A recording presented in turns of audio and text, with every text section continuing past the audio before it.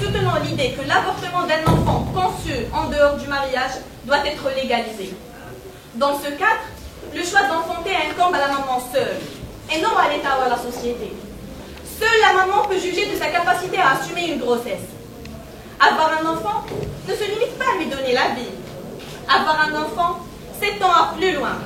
L'aimer, le protéger, l'éduquer, et non à serrer les cuisses et pousser pour le faire venir au monde.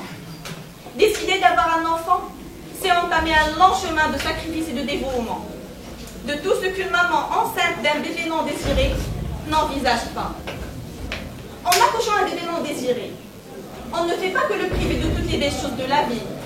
Pire, on le condamne au malheur, à la misère, au rejet de la société, et même parfois au regard d'une mère qui l'accuse d'être un délit. En effet, selon l'association Le Maroc, selon l'étude plutôt, le Maroc des mères célibataires de l'association INSAF, 153 bébés naissent hors mariage chaque jour, dont 24 sont abandonnés. Oui, mesdames et messieurs, je dis bien 24 bébés sont abandonnés au Maroc chaque jour.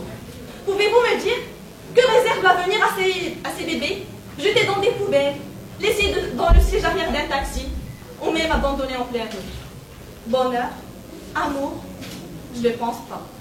En effet, selon un responsable d'une société de collecte des ordures à Casablanca, le nombre de nourrissons retrouvés dans le milieu de déchets ménagers est très important. Pire, les affaires scandaleuses de trafic des bébés fortement médiatisées sont innombrables. Je vous en cite quelques exemples. On a le bébé frigorifié. Il était nu, posé dans un sac de supermarché, enroulé dans une serviette et un peu noire. Ce bébé a été retrouvé des heures plus tard, frigorifié. Ces bébés non désirés sont exploités par des criminels et mis en vente sur des réseaux de trafic des bébés. Et j'imagine que tout le monde ici a entendu parler de l'immense histoire du salon de Hajja, une sage-femme d'une 50aine d'années à l'hôpital de Bourgogne, qui face à une maman désirée acheter une petite fille, ne se posera aucune question lui permettant de cerner le profil des futurs parents, soi-disant adoptifs, encore moins leur motivation.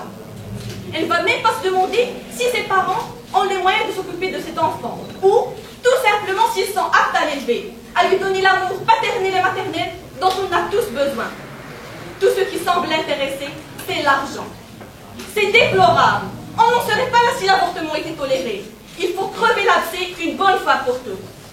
Mesdames et messieurs, en avortant, oui, une femme renonce à sa maternité et fait disparaître un fœtus, un embryon.